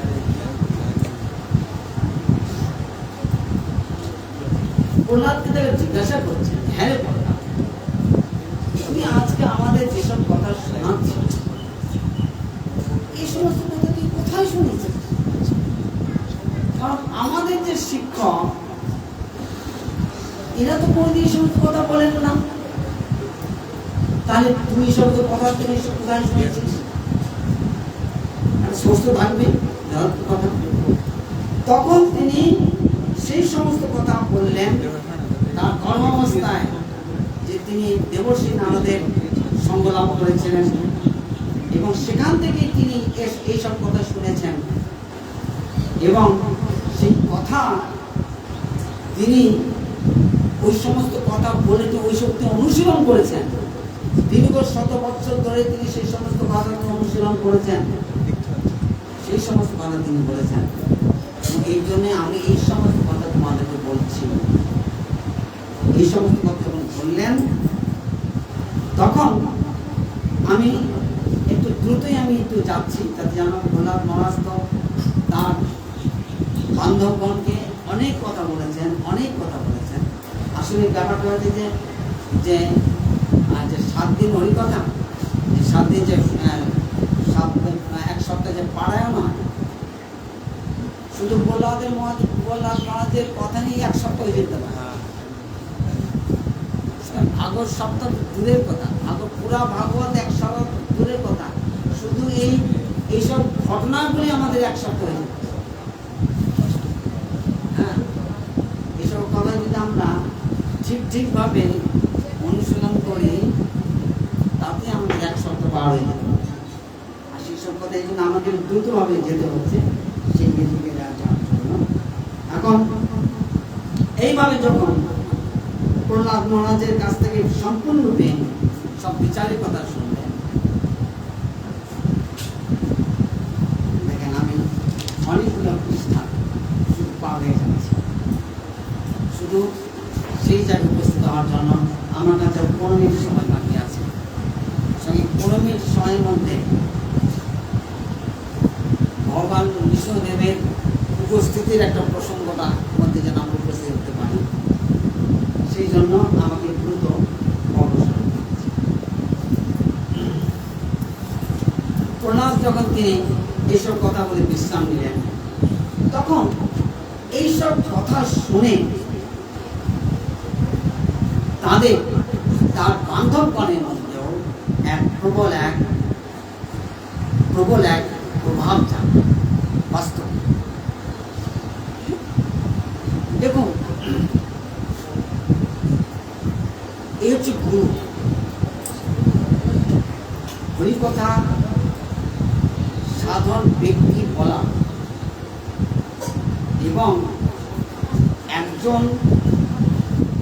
যিনি পরম ভাগবত তার মুখ থেকে বলা, দুটোর পার্থক্য সম্পূর্ণ। একটা চুম্বকের সান্নিধ্যে এসেই একটা লোহ খণ্ডের মধ্যে চুম্বকত্ব সঞ্চারিত, একটা ম্যাগনেটের নিকটে আসলেই, একটা ম্যাগনেটিক ফিল্ডের মধ্যে পড়লেই একটা লোহ খণ্ডের মধ্যে ম্যাগনেটিজম ক্রিয়েটিভ। সুতরাং আমার মধ্যে সমস্ত জিনিস একটা করতে পারে এক মহাভাগবতের সংযুক্ত। তিনি আমার মধ্যে তাকে ফিল্ড ক্রিয়েট করেন, ওই তার ফিল্ডের মধ্যে যদি আমি পড়ে যাই, এক মহাভাগবতের বিষ্ণু ভক্তির ফিল্ডের মধ্যে যদি আমি পড়ে যাই, তবে সেই বিষ্ণু ভক্তি আমার মধ্যে সঞ্চারিত হয়। এবং সেই কাজটি প্রহ্লাদ মহারাজের সঙ্গে আশায় সেই অসুর বালকদের মধ্যে হয়েছিল। এটা কেবল হরিকথার প্রভাব না, এটা পিওরলি সেই ম্যাগনেটিক ফিল্ডের প্রভাব। এবং যার জন্য সেই অসুর বালকগণের বুদ্ধিও তার পরিবর্তন ঘটে গেল, এবং তারাও তখন সেই অসুর বালকগণ পর্যন্ত এইবার তারা অসংখ্য যে প্রহ্লাদকে ঘিরে তারা হরি হরি বলে কীর্তন করতে লাগলো। হরি বল হরি বল হরি বল হরি বল করে তারা নিত্য কীর্তন করতে লাগলেন। চিন্তা করা যায়, কিছুক্ষণের ক্লাস, এবং সেই ক্লাসেই তাদের সমস্ত রকম বুদ্ধি তাদের পরিবর্তন ঘটে গেল। এখন এর মধ্যে যখন সন্ধ্যামর্ক ফিরে আসলেন, আর ফিরে এসেই যখন দেখছেন যে ওরে বাপরে বাপ এই কি ঘটছে, এখন দেখি সারা সম্পূর্ণ বিদ্যালয়ের মধ্যে সব হরি বল করে উঠছে, হরে কৃষ্ণ চিৎকার করছে। তখন সন্ধ্যামর্ক তখন তিনি গর্জে উঠলেন, চুপ চুপ করে চিৎকার করে উঠলেন, খামোশ খামোশ বলে চিৎকার করতে লাগলেন। কিন্তু কে শোনে কার কথা? তাও তো এখন বিভরে আছে। সন্ধ্যামর্কের কোনো ভয় তাদের মধ্যে, সন্ধ্যামর্কের ভয় তাদের মধ্যে প্রবেশ করতে পারলো না। তারা সবাই হরিনামে বিভোর হয়ে আসছেন। এই সমস্ত দেখে তারা চিন্তা করলেন, এই একমাত্র সমস্ত গোড়ার গলদ হচ্ছে প্রহ্লাদ। এই প্রহ্লাদই হচ্ছে আমাদের সমস্ত সর্বনাশ করে দিয়েছে। প্রহ্লাদের সঙ্গে পেয়ে তারা দ্রুত পাল্টে গেছে। এখন তারা আমাদেরকে ভয় করছে না, হরি হরি বলে নাচছে। আর এই শব্দ যদি মহারাজের কানে গিয়ে যদি পৌঁছায়, তবে আমাদের রক্ষা আছে। এই চিন্তা করে এই শব্দ যাবার আগে আমরাই যাই এবার মহারাজের কাছে। এই জন্য তারা সেখানে এই সন্ধ্যামর্ক তখন দুইজনে ছুটে গিয়ে হিরণ্যকশিপুর কাছে গিয়ে এসে পড়লেন, মহারাজ সর্বনাশ। কি সর্বনাশ? এখন প্রহ্লাদ আর একজন নেই, শত শত প্রহ্লাদ গজিয়ে উঠেছে। আমাদের কথাই এখন কেউ কর্ণপাত করছে না। প্রহ্লাদের সঙ্গদোষে তাদের সকলের বুদ্ধি খারাপ হয়ে গেছে, একটা ভাবে আর একটা। এই বলে দৈত্য বালক এরা সব যে ভাই কীর্তন নর্তন সব করছেন, হরি হরি বলে যে কীর্তন নর্তন করছেন, সেই সমস্ত কথা তারা হিরণ্যকশিপুর কাছে সম্পূর্ণ রিপোর্ট তারা পেশ করলেন। এইবার হিরণ্যকশিপু আবার নতুন করে উঠলেন। হিংস্র সাপের গায়ে যদি কেউ আঘাত করে, সে যেমন ফসফস করতে থাকে, এই প্রকার সহস্র সর্পের ফসফস শব্দে খুলে উঠতে লাগলেন। প্রহ্লাদকে আবার ডাকা প্রহ্লাদ। এখন প্রহ্লাদ তার সামনে এসে উপস্থিত হলেন। প্রহ্লাদকে তার সামনে উপস্থিত হলেন। এখন তিনি তো সাপ যেমন করে ফসফস করে, যে আপনারা নিশ্চয় দেখেছেন সাপ যখন ওদের ফসফস করে, সেটা দেখেছেন? দেখেন সাপ যখন ওদের ফসফস করে, দেখেছেন? ওই রকম ফসফসে যখন হিরণ্যকশিপু যখন ফসফস করতে লাগছে, তাহলে বুঝুন হিরণ্যকশিপু ওদিকে ফসফস করছে, আর তার সামনে একটা ছোট্ট বালক প্রহ্লাদ, 5 বছরের শিশু, সে 2 হাত জোর করে তার সামনে দাঁড়িয়ে আছে। তার মধ্যে কোনো ভয় নেই, নিষ্কম্প, কোনো কাঁপাকাঁপি নেই, আর দিব্য কান্তি, শান্ত সৌম্য মূর্তি। আর এসব দেখে তখন হিরণ্যকশিপুর তখন কি বিকার জাগে? যিনি ভয়ে ফোঁস করছেন, যিনি ক্রোধে ফোঁস করছেন, আর তার ক্রোধের তার প্রভাব দেখবে না, যে আরেকজন যদি ভয়ে কাঁপতে থাকে তখন বুঝে যে হ্যাঁ আমার ক্রোধটা ঠিকঠাক। একজন যখন রাগ করছেন আর সামনে যদি হাসে, তার ক্রোধ দেখে যদি সামনে কেউ হাসে তার কি ভয়। এখন তার জন্য অবস্থা হচ্ছে সে ক্রোধে ফোঁস করছে আর তার সামনে নো টেনশন দাঁড়িয়ে আছে, কারণ কোনো টেনশন নেই, তার মধ্যে কোনো টেনশনের কোনো চিহ্নই নাই, ভয়ের কোনো চিহ্ন নাই। এই সমস্ত দেখতে তুমি বলছে হে কুলাঙ্গার, তুই আমার আদেশ লঙ্ঘন করিস, আজ আর তোর ক্ষমা, তোকে আমি নিজে জমানায় পাঠাবো। এইবার আর জল্লাদকে দিয়ে না, এবারে এই কাজটা আমি নিজেই জল্লাদ দিয়ে না, এবার নিজে করবো, নিজে তোকে জমানায় পাঠাবো, দেখি কে এসে তোকে রক্ষা করে। জানিস আমি ক্রুদ্ধ হলে ত্রিভুবনে কি কথা, লোকপালেরা পর্যন্ত থর থর করে খাবে। আর তোর কোনো ভয় করবে? কার বলে তোর এত সাহস যে আমাকে পর্যন্ত অমান্য করিস? প্রহ্লাদ অথচ স্থির, উজ্জ্বল দীপশিখা, এত উদাহরণ, এত বাক্যবেগ, এত ফস বায়ু বিলরণ, কিন্তু তথাপি তার মধ্যে কোনো কম্পন নাই। তাই তিনি প্রহ্লাদ মহারাজ তার উত্তর বলছেন যে ভগবান আপনি বলছি তুই কার বলে বলিয়া হয়েছিস, কার বলে তুই এত সাহস পাস? তখন তিনি বলছেন ন কেবলম নে ভবতশ্চ রাজন সবেই বলম বলিনাঞ্চ পরেশান। হে ঠাকুর, আমি শুধু আমি বলে বলিয়ান নই, আমি যার বলে বলিয়ান হয়েছে আপনিও তার বলে বলিয়ান। এবং সেই ভগবান, সেই পরম পুরুষ, সেই বলবান পুরুষ জগতে আছেন, তার সকলেই তার বলে বলি হয়েছেন। সেই পরম পুরুষ নিজ বলে ব্রহ্ম হতে আরম্ভ করে স্থাবর জন্ম সমস্ত প্রাণীকে বশীভূত করেছেন। তিনি হলেন পরমেশ্বর, তার সাথে কারো তুলনা হয় না। তার পরাক্রমের কি শেষ আছে? তিনি সর্বাত্মা। তার প্রতি কেন আপনার এরকম আসরিক ভাব পোষণ করেন আমি বুঝি না।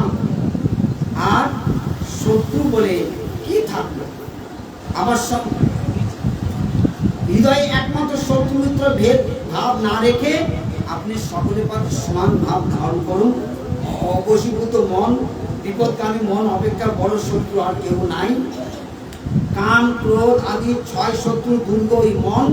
সুতরাং তাকে জয় না করে কেউ যদি মনে করে আমি 10 দিক জয় করেছি, তবে সেটাকে বৃথা স্মরণ হয় না। আর যিনি মনকে তিনি জয় করেছেন তার শত্রু আবার কোথা থেকে আসবে? এই সমস্ত ক্লাস নেওয়ার জন্য কি এখন হিরণ্যকশিপু বসে আছেন? হিরণ্যকশিপু তো উনি খেপে গেছেন, তিনি চিৎকার করে উঠলেন, খামোশ! দৈত্যরাজ তিনি শান্ত হবেন কোথায়? তিনি আরো ক্ষিপ্ত হলেন, বলেন বাচাল দাম্ভিক, তুই আমার সামনে দাঁড়িয়ে তুই আমাকে নিন্দা করিস? এত সাহস? তুই নিজে বড় বাহাদুর, নিশ্চয় তোর মরণের সময় ঘনিয়ে আসছে। বলে ওরে হতভাগা, তোকে আমি জন্ম দিয়েছি, আমি তোকে খাওয়াই পড়াই, আর আমাকে বাদ দিয়ে কোন এক হরি তাকে বলিস ভগবান? এই 3 লোকে আমি ছাড়া আর কোন ভগবান আছে রে? কোথায় থাকে তো সেই ভগবান? প্রহ্লাদের স্তবন উত্তর, কেন পিতা? তিনি আমার মধ্যে আছেন, তিনি আপনার মধ্যে আছেন, তিনি সমস্ত কিছুর মধ্যে আছেন। বলেন বাজে কথা, সবেতেই থাকেন, তবে স্তম্ভের মধ্যে কেন দেখি না? উত্তর দে। প্রহ্লাদ সে স্তম্ভের দিকে তিনি তাকালেন, তিনি দেখছেন হ্যাঁ সেই হরি সে স্তম্ভে তো আছেন, সেখানে হাস্য মুখে তিনি দাঁড়িয়ে আছেন। হাত জোর করে তিনি শাস্ত্রনায়নে তিনি গদগদ কণ্ঠে বলেন, পিতা কেন দেখতে পাচ্ছেন না? ওই তো সে স্তম্ভের মধ্যে আমাদের প্রাণনাথ শ্রী হরি, তিনি সাক্ষাৎ বিরাজমান। আপনি তাকে দেখতে পাচ্ছেন না। কিন্তু হিরণ্যকশিপু তার সেই নেত্র কোথায় যে তিনি দর্শন করবেন? তাই তিনি বলছেন, আরে মিথ্যাবাদী, মিথ্যা বলে আর কতদিন চালাবি? মিথ্যা বলে আর কতদিন চালাবি? দাঁড়া, তোর মাথাটাই আজ শরীর থেকে আলাদা করে দিচ্ছি। স্তম্ভতে এসে দেখি তোর কোন হরি এসে তোকে রক্ষা করে। এই বলে তিনি তড়িৎ গতিতে খড়গ হস্তে সিংহাসনেতে উঠে দাঁড়ালেন। কিন্তু পরক্ষণে তিনি ভাবলেন যে স্তম্ভেতেই যদি সে হরি থাকে তবে আগে তাকেই বিনাশ করবে। এখন এই চিন্তা করে তিনি এবার সবলে সেই স্তম্ভের উপরে তিনি মুষ্টাঘাত করলেন। আর হিরণ্যকশিপুর মুষ্টাঘাত সাধারণ মুষ্টাঘাত না। এবং যেই মুষ্টাঘাত করলেন স্তম্ভের মধ্যে, এবার স্তম্ভ মধ্যে হতে প্রতিশব্দ শুনতে পাওয়া গেল। একটা শব্দ, এবার প্রতিক্রিয়া, ক্রিয়া প্রতিক্রিয়া, শব্দ প্রতিশব্দ, এবার প্রতিশব্দ শুনতে পাওয়া গেল। আর এমন শব্দ, সেই শব্দ ক্রমশ ভীষণ থেকে ভীষণতর হয়ে উঠল, যেন এই ব্রহ্মাণ্ড কথাও ফেটে যায়। কর্ণরন্ধ্র বন্ধ করেও সেই দুর্বিষহ নিনাদ হতে রক্ষা পাওয়া যায়। ভয়ে তখন সকলেই জড়সড়, ব্রহ্মাদি দেবগণ পর্যন্ত নিজ নিজ স্থানে ওই ভীম শব্দে প্রমাদ গুনলেন। অকস্মাৎ সেই বিশাল স্তম্ভ খণ্ড খণ্ড হয়ে ভেঙে পড়ল। আর সেই স্তম্ভ মধ্যে অখিল লোকেশ্বর সর্ববিঘ্ন বিনাশন ভগবান শ্রী নৃসিংহদেব প্রকাশিত হলেন। জয় শ্রী ভগবান নৃসিংহদেব কি জয়, ভক্তবৎসল ভগবান কি।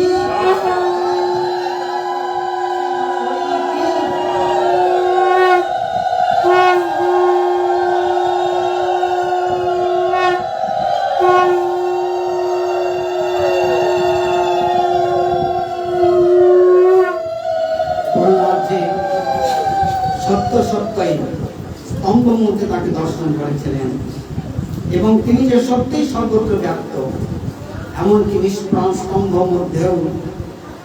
সুতরাং প্রাণীগণের মধ্যে আর কি কথা, এটা প্রমাণ করতেই ভগবান স্তম্ভ মধ্যে থেকে প্রকাশিত হলেন।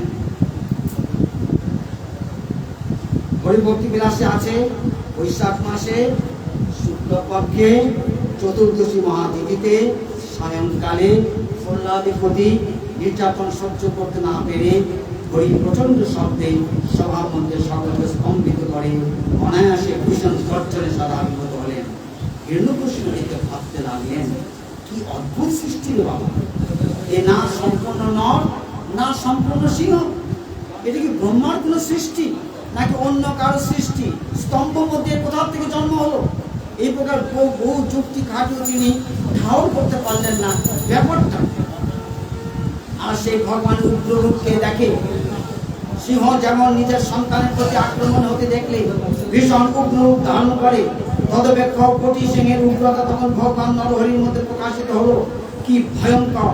তার দুই চোখের মণি যেন জ্বলন্ত সোনা, খাড়া জটা ও কেশে ভরা বিস্ফারিত মুখ, তাতে কি বিকট দন্ত আর লক লক করা ক্রোধ আর জিহ্বা, কি ভয়ঙ্কর সে ভ্রুভঙ্গি, তার ঊর্ধ্বমুখী দুই কর্ণ, বিশাল সে নাসিকা চিত্র যেন পর্বত গুহা, কি ভীষণ বিদীর্ণ তার চোয়াল, গগন স্পর্শী তার দেহ, তার স্থূল গ্রীবা, বিশাল বক্ষস্থল, ক্ষীণ কোটি দেশ, চন্দ্রের আলোর মতো শুক্র সমুদ্র প্রাচী, সমস্ত দিক জুড়ে বিস্তৃত শত শত বাহু।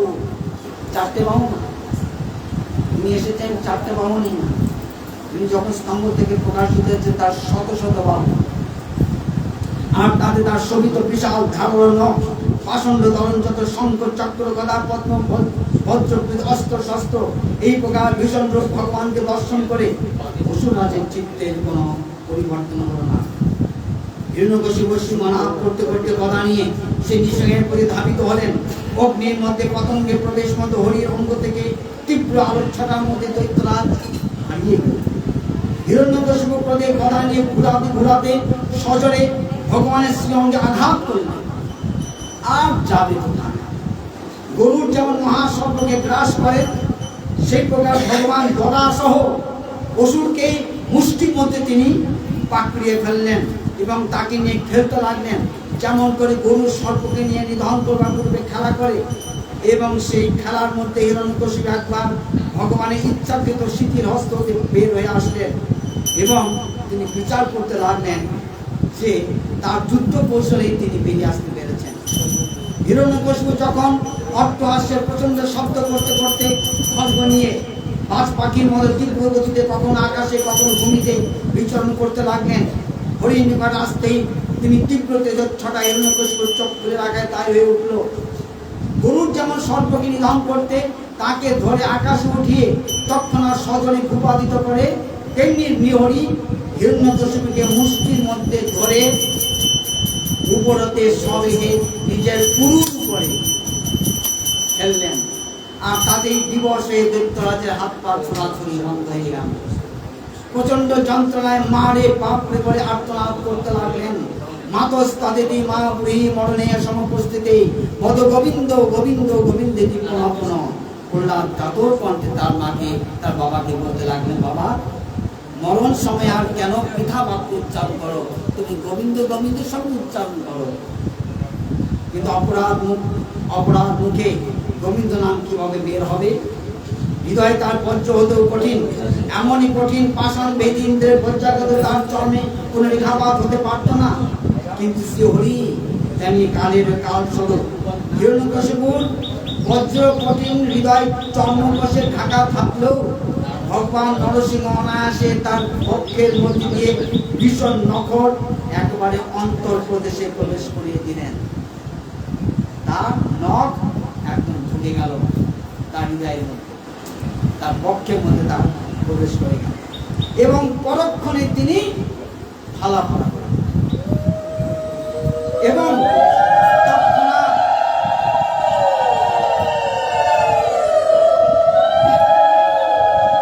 তৎক্ষণাৎ রক্তবিন্দুতে ভগবানের কেশর শোভিত মুখমণ্ডল রক্তিম হয়ে উঠল। বীর রসে উন্মত্ত হয়ে তিনি নিজের জিহ্বা দ্বারা বিস্ফারিত বদনের প্রান্তভাগ গ্রহণ করতে থাকলেন এবং হস্তিনিধনে মত্ত সিংহের মতো তিনি হিরণ্যকশিপু উদাহরণ হতে অন্তর টেনে টেনে তিনি বলদেশে মালা রূপে ধারণ করতে লাগলেন। এটা হচ্ছে বীর রসের আশ্রয়।